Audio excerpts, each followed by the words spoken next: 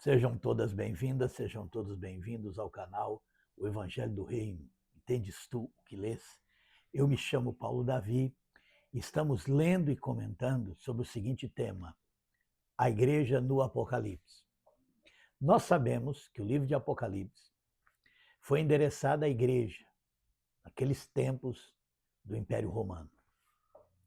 Então, basicamente, tudo que encontramos no livro de Apocalipse é uma revelação do que estava acontecendo. Mas também é uma revelação do que haveria de acontecer a partir daquelas coisas. É muito importante que nós entendamos isso. Caso contrário, nós não vamos entender o Apocalipse, vamos lê-lo tentando decifrar eventos no futuro. E, na verdade, a revelação era sobre o que estava acontecendo com a igreja dentro do Império Romano. É por isso que é muito claro, né, que tudo que está aqui no livro de Apocalipse é endereçado à igreja naquele tempo e também os desdobramentos que a igreja passaria, bem como também as metamorfoses que o Império Romano sofreria até o tempo do fim. E hoje queremos olhar aqui o capítulo 4 de Apocalipse, depois que foi endereçada, né, aquelas cartas às 7 igrejas da Ásia, e nós entramos no capítulo 4, onde nós vamos ter uma visão da igreja sob a ótica do céu. E esse ponto é um ponto importante, precisamos entender. Vamos ver essa visão. Lembra, tudo que foi escrito no livro de Apocalipse se revela como sendo endereçado à igreja. Então, a igreja está em toda parte nesse livro, bem como a sua relação dentro do Império Romano naquele tempo e nos impérios que haveriam de surgir a partir do Império Romano. Vamos lá. Apocalipse capítulo 4. Depois dessas coisas, olhei e eis que estava uma porta aberta no céu. E a primeira voz, que como de trombeta ouvira falar comigo, disse: sobe aqui e mostrar-te-ei as coisas que depois destas devem acontecer. Ali naqueles dias mesmo. Não era algo para um futuro distante, mas é algo que aconteceria a partir daqueles dias. O desdobramento do que estava acontecendo ali na igreja. Lembra que nós lemos falamos sobre as 7 igrejas, né? Sendo que apenas 2 foram testemunhas fiéis, que são as 2 testemunhas que aparecem mais à frente no capítulo 11. Falamos sobre isso. Vamos ver.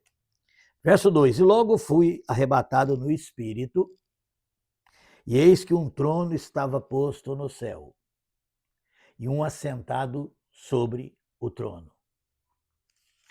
E o que estava sentado era, na aparência, semelhante à pedra de jaspe e sardônio. E o arco celeste estava ao redor do trono e parecia semelhante à esmeralda. E ao redor do trono havia 24 tronos. E via sentados sobre os tronos 24 anciões, vestidos de vestes brancas, e tinham sobre suas cabeças coroa de ouro. E do trono saíam relâmpagos e trovões e vozes, e diante do trono ardia 7 lâmpadas de fogo, as quais são os 7 Espíritos de Deus. Bom, vamos começar a tentar entender essa visão. João, então, ele é arrebatado em espírito, isso significa que ele vai ter uma visão de verdades espirituais. Através daquela visão, aquela experiência que João estava tendo, ele é arrebatado em espírito. E o que ele vê? Quando ele chega no céu, ele vê um trono. E ele diz que aquele que estava sentado sobre o trono, e havia alguém assentado sobre o trono, era semelhante à pedra de jaspe e sardônio. O que significa isso? Significa que havia um brilho tão grande que não era possível ver com nitidez o rosto do que estava sentado no trono. Mas não se preocupe. Aquele que está sentado no trono vai se revelar à medida que nós vamos lendo esse capítulo 4, 5, 6 para frente. Diz que ao redor do trono estava o arco celeste. Que arco celeste é esse? Você lembra? Ele aparece lá no começo, no Apocalipse. Que é o arco-íris, que representa a misericórdia de Deus. Lembra que quando Noé saiu da arca, cessaram as chuvas, a água baixou, Noé saiu da arca, ele viu o arco, que é símbolo da misericórdia. Então, esse trono, apesar de ter vozes, trovões, relâmpagos, ele é cercado pelo arco da misericórdia. Então, aquele que está sentado sobre o trono é um Deus de misericórdia. Verso 4. E ao redor do trono havia 24 tronos. E via sentados sobre os tronos 24 anciões, vestidos de vestes brancas, e tinham sobre suas cabeças coroas de ouro. Isso é uma visão clara da igreja de Jesus Cristo, da igreja vencedora. Por que eu digo a igreja vencedora? Porque a igreja foi estabelecida, segundo nós encontramos no Novo Testamento, sobre o fundamento dos apóstolos.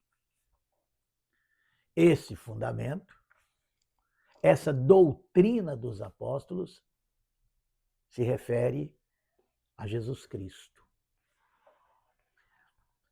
que é a pedra fundamental. 12 apóstolos, que representam o fundamento da igreja. Mas aqui nós temos 24 tronos, que é 12 vezes 2. As duas testemunhas fiéis. Ali representa a verdadeira igreja de Deus, que está ao redor do trono, que é representada pelos 24 anciões, lembrando que ancião é uma figura de maturidade. É figura daqueles que cresceram em Cristo, é figura daqueles que conhecem a Cristo, é figura daqueles que reinam com Cristo nesse mundo. Lembra, não um reino deste mundo, mas reinam neste mundo. Lemos uma passagem, está em Efésios, que ele nos ressuscitou juntamente com ele. Deus nos ressuscitou juntamente com Cristo e nos fez assentar em lugares celestes. É justamente sobre isso que Apocalipse está falando. Daqueles que experimentaram o novo nascimento, primeira ressurreição, mas também daqueles que estão diante do trono de Deus. Eles reinam porque eles estão, apesar de toda a tribulação, apesar daquilo que a igreja estava passando naqueles dias, apesar do sofrimento, apesar do martírio, apesar da aparente derrota segundo esse mundo, esses estavam reinando com Cristo. Eles tinham compridas vestes brancas, mais na frente o próprio livro de Apocalipse vai dizer que são as obras de justiça dos santos. Vestes brancas, no Novo Testamento, no livro de Apocalipse, significa obras de justiça, não obras da lei, não obras de obediência a uma determinada religião, mas obras de amor ao próximo. É isso o significado de obras de justiça. Esses 24 anciões, eles vestiam compridas vestes brancas, eles se vestiam de justiça e eles tinham coroa nas suas cabeças. Por quê? Porque eles reinavam com Cristo. 24, porque 12, fundamento dos apóstolos, vezes 2, as duas fiéis testemunhas.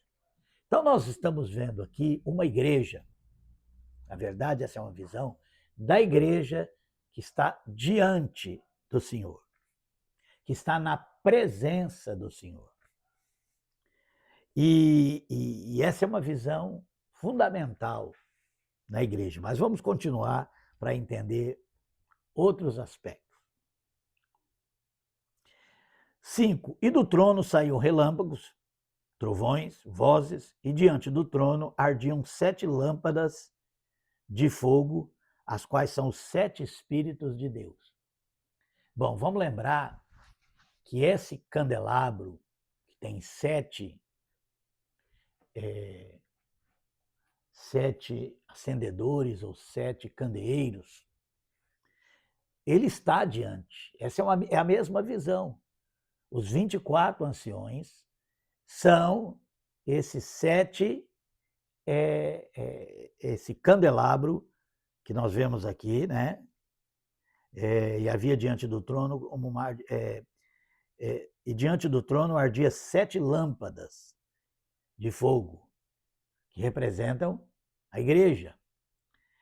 E aqui diz que esses são 7 Espíritos de Deus.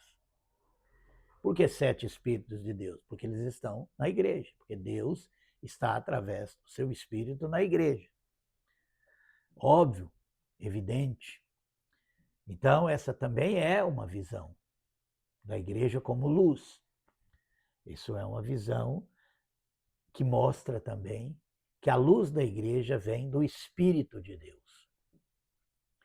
E esse Espírito de Deus que está no povo de Deus, está em nós, no nosso coração, é que nos leva a praticar obras de justiça.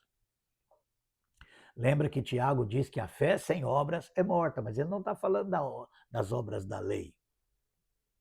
Ele está falando de obras de justiça, que é uma expressão do amor ao próximo. Essa é a verdadeira vida cristã. Os espíritas costumam falar coisas interessantes sobre isso, porque é até interessante. Estava lendo essa semana, né? E o autor do texto ele dizia que as heresias são muito mais fiéis ao que Jesus ensinou do que muitas vezes a própria igreja. Isso referindo à ideia de que os espíritas têm uma compreensão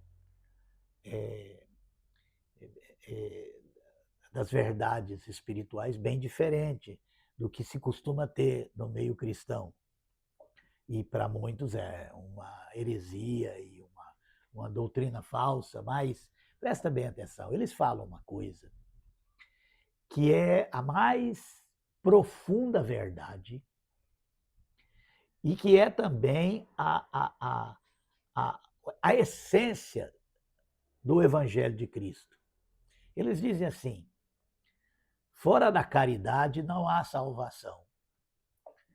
E a caridade aqui é aquele amor que se preocupa com o próximo, amor que nos leva a viver para servir nosso próximo. E isso é uma grande verdade. E é isso que Tiago fala lá, que a fé sem obras é morta, porque se a minha fé é em Deus, se eu digo que estou na presença de Deus diante do trono, mas isso não faz com que eu tenha as compridas vestes brancas, ou seja, as obras de misericórdia, então a minha fé é falsa, porque é isso que importa. Na verdade, as pessoas dão muita importância as explicações sobre Deus ou doutrinas sobre a salvação, mas vamos entender o que é a salvação. A salvação é algo que acontece, primeiro, porque Jesus manifestou a nós o perdão de Deus. Ela começa com a paz com Deus que vem desse perdão. Deus nos perdoou e Deus nos aceita como filhos. E para isso ele nos dá o seu Espírito. O Espírito do homem Jesus, que venceu o pecado, que serviu o próximo, que morreu, mas ressuscitou e foi glorificado. O homem Jesus foi glorificado. E por isso ele pode nos dar o seu Espírito. Ter o Espírito de Cristo é ter o mesmo sentimento, a mesma maneira de viver que Jesus teve. E Jesus viveu para o próximo. Ele praticou obras de justiça, porque aqueles que estavam rejeitados, esquecidos, excluídos, ele se aproximou e os trouxe para perto de si. Isso são obras de misericórdia. Então, de fato, sem a caridade, que são as obras de misericórdia, ninguém será salvo. Salvo de quê? Eu não me refiro aqui, porque às vezes a gente pensa que salvação é simplesmente não ir para o inferno. Mas isso Jesus já providenciou, perdoando a humanidade. A salvação, ela inclui sermos salvos do homem egoísta que vive dentro de nós, que é o pecado. E quando o Espírito de Deus, quando nós cremos em Cristo e o seu Espírito vem sobre nós, ele vai trabalhando na nossa vida, e esse homem egoísta vai morrendo, e um novo homem vai surgindo, um homem que pratica a caridade, a justiça de Deus.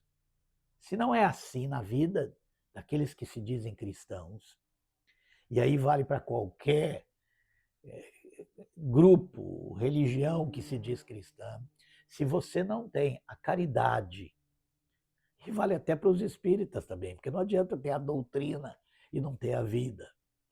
Vale para qualquer um. Quem não vive uma vida de caridade, de serviço ao próximo, de amor ao próximo, nunca conheceu a Deus e nunca foi salvo, ou nunca está sendo salvo do seu egoísmo. Ele permanece na vida de egoísmo do pecador. Vamos continuar aqui. Verso 5. E havia diante do trono como um mar de vidro, semelhante ao cristal.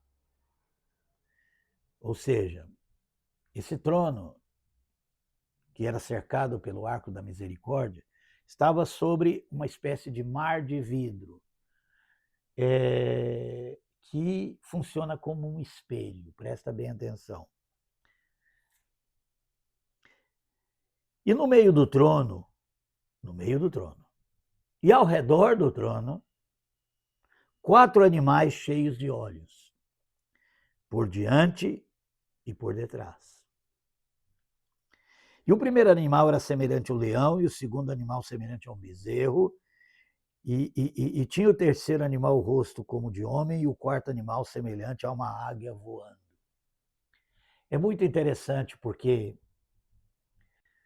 esses 4 animais que aparecem nessa visão, também eles aparecem aqui. Eles saem do meio do trono, veja bem, eles saem do trono de Deus. Mas eles também estão ao redor do trono. Eles também estão ali entre os 24 anciões. E nós lemos que João não conseguiu ver o semblante daquele que está sentado no trono, porque o brilho era muito intenso. No entanto, aqueles que estão diante do trono, eles refletem como espelho o rosto daquele que está sentado no trono. E isso nos traz ao fato de que, na Bíblia que nós recebemos, né? E isso não muda em nenhum tipo de Bíblia, seja lá quantos livros a sua Bíblia tenha. Existem 4 evangelhos que foram aceitos por todas as igrejas, estão em todas as Bíblias, que contam para nós a história de Jesus. Isso é o centro das Escrituras. É no entendimento da revelação de Jesus Cristo, dada nos 4 evangelhos, que nós conseguimos entender as verdades da Bíblia. Porque Jesus é a chave hermenêutica da Bíblia. Por que 4 evangelhos? Nós sabemos que esses evangelhos eles retratam Jesus em aspectos diferentes. E é muito interessante esses 4 animais que estão diante do trono e que saíram do trono, porque se saíram do trono, eles saíram daquele que está sentado sobre o trono, e se eles estão ao redor do trono, ele está presente pelo Espírito na vida dos 24 anciões. Porque os 24 anciões estão diante do trono. E a Bíblia diz em certo lugar que nós, com o rosto descoberto, somos transformados de glória em glória à imagem de Jesus Cristo. É isso que João viu aqui. E a imagem de Jesus Cristo nos é revelada nos 4 evangelhos. Os próprios apóstolos, para serem entendidos, têm que ser a luz de Jesus Cristo revelado nos 4 evangelhos. Eu queria falar rapidamente sobre essa revelação. Você lembra que nós temos o Evangelho de Mateus, que começa ali com a genealogia real de Jesus, mostrando que ele é o filho de Davi. Então começa lá com Davi até Jesus Cristo. Nós sabemos que esse evangelho foi endereçado principalmente aos judeus, para mostrar que Jesus é o rei da linhagem de Davi, conforme as profecias. Ele nasceu em Belém, na cidade de Davi, ele é da descendência de Davi, segundo a carne, porque tanto Maria quanto José eram da tribo de Judá. E nós sabemos que o que representa o reino de Davi é o leão. O leão, inclusive Jesus é chamado de leão da tribo de Judá. Seguindo, nós vemos o evangelho de Marcos, o segundo evangelho, o menor dele, que mostra justamente as obras de justiça de Jesus, os feitos de Jesus. Esse evangelho apresenta a Jesus como servo sofredor. E esse servo sofredor é representado nessa visão dos 4 animais como o rosto de boi, que carrega uma canga, que puxa uma carroça, que puxa um moinho. O próprio Jesus diz: vinde a mim todos que estáis cansados e sobrecarregados, e eu vos aliviarei. Aliviar de quê? Do egoísmo e das suas consequências da nossa vida, da culpa. Mas ele diz também: tomai sobre vós o meu jugo e aprendei de mim, que sou manso e humilde de coração. Esse tomar o jugo é justamente as obras de justiça. Você que só viveu para você, você que só viveu para se servir, agora vai ter uma nova vida. Um jugo suave, que é servir seu próximo. E são as obras de justiça. Se você seguir também, nós vamos ter o Evangelho de Lucas, que mostra Jesus como filho do homem. Tanto é que a genealogia de Jesus em Lucas é diferente da genealogia de Mateus, porque parte de Adão, mostrando que Jesus é o filho do homem. O que isso significa? Que ele era verdadeiramente um ser humano. Lucas mostra Jesus como filho do homem. mostra Jesus como verdadeiro ser humano, como todos os seres humanos deveriam ser. Assim era Jesus. E, finalmente, nós temos o Evangelho de João, que traz a genealogia de Jesus da eternidade para o tempo. Lá, quando o Filho de Deus foi gerado, no início da criação, saiu do Pai, sendo ele mesmo o próprio Deus. Porque Jesus não é uma criatura de Deus, como alguns ensinam. Ele é o próprio Deus gerado de si mesmo, numa dimensão que cabia no tempo, no universo, na vida humana. O Verbo, a palavra. Tu és meu filho, eu hoje te gerei. Esse é um texto que fala desse nascimento de Jesus, se nós podemos dizer, porque nós só podemos usar categorias humanas, então nós temos que saber que essas categorias são limitadas. Não é um nascimento igual o meu nascimento, o seu nascimento, né? Nós passamos a existir a partir do momento que nós nascemos, né? Nesse mundo. Mas Jesus não. Ele é eternamente Deus. Tanto é que Isaías chama ele de Deus forte e Pai da eternidade. O Pai da eternidade gerou de si mesmo um filho. E isso é representado pela águia. A águia é uma figura da transcendência de Jesus, né? que mostra, né, a origem em Deus de Jesus Cristo. Bom, a partir dessa revelação dos 4 evangelhos, nós podemos então conhecer a Jesus, seus 4 aspectos, que são justamente o que aparece no rosto dos 4 seres viventes que saem do trono e que estão ao redor do trono em meio aos 24 anciões. O leão fala de reinar neste mundo, não com o reino desse mundo, mas reinar nesse mundo, apesar de toda luta, dificuldade, os problemas que a existência humana enfrenta, e mais as perseguições que eles estavam enfrentando, eles estavam reinando. É o leão. Fala também do que Deus quer fazer na nossa vida, que é realmente nos tornar verdadeiros seres humanos. E esse é um ponto importante. Jesus veio restaurar a verdadeira humanidade.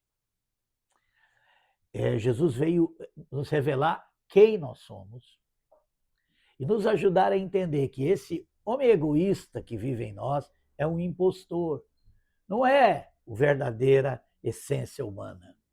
E essa essência humana nós aprendemos com Cristo. Então, Jesus veio nos fazer ser verdadeiramente humanos. Mas Jesus veio nos fazer servos. Jesus veio nos libertar do jugo do egoísmo e para que nós tomássemos o jugo dele de serviço ao próximo. E, finalmente, Jesus veio nos revelar a natureza divina que vai revestir a nossa natureza humana. E esse é um ponto importante demais. Vamos seguir. Verso 8. E os 4 animais tinham cada um per si 6 asas e ao redor e por dentro estavam cheios de olhos. Eles estão sempre olhando aquele que está sentado. Ele só tem olhos para ele, diante do trono. E não descansam nem de dia nem de noite, dizendo: Santo, Santo, Santo é o Senhor Deus, o Todo-Poderoso, que era, que é e que há de vir. Porque aquele que está sentado no trono é aquele que era, que é e que há de vir. Está falando de Jesus Cristo. Aquele que era, aquele que é e que há de vir. Quem há de vir uma segunda vez? Jesus Cristo. É esse que está sentado no trono. Ah, mas não é o Pai que está sentado no trono? Mas Jesus voltou para o Pai, sem deixar de ser humano. Ele se torna humano para vir ao mundo E ele depois é revestido novamente com a glória do Pai, porque Deus é Espírito. E é por isso que João viu um assentado sobre o trono. Né? Ele não viu 3 tronos, como a teologia deduziria, né? Um único trono. Estamos terminando. Veja bem como termina isso. E quando os animais davam glória e honra e ações de graça ao que estava sentado sobre o trono e ao que vive para todo sempre, os 24 anciões prostravam-se diante do que estava sentado sobre o trono e adoravam o que vive para todo sempre e lançavam as suas coroas diante do trono, dizendo: digno és, Senhor, de receber a glória, a honra, o poder, porque tu criastes todas as coisas e por tua vontade são e foram criadas. Olha que coisa mais interessante. Aqueles 24 anciões, vestidos de justiça, com a coroa, reinando, eles não se acham dignos de ter aquelas coroas. Deus acha eles dignos. Por isso deu-lhes as coroas, mas eles mesmos, que já venceram o egoísmo, tiram a coroa e lançam os pés do que está sentado no trono. Isso é a verdadeira adoração. Esse prostrar, esse reconhecer que Deus é tudo, que Deus é aquele que merece toda a honra, toda a glória, todo o louvor, aquele que é santo. Só Ele é santo. E se nós temos santidade, que se manifesta pelas obras de justiça, as vestes brancas, é porque essa santidade nos foi transmitida pelo Espírito de Deus. Que Deus nos abençoe.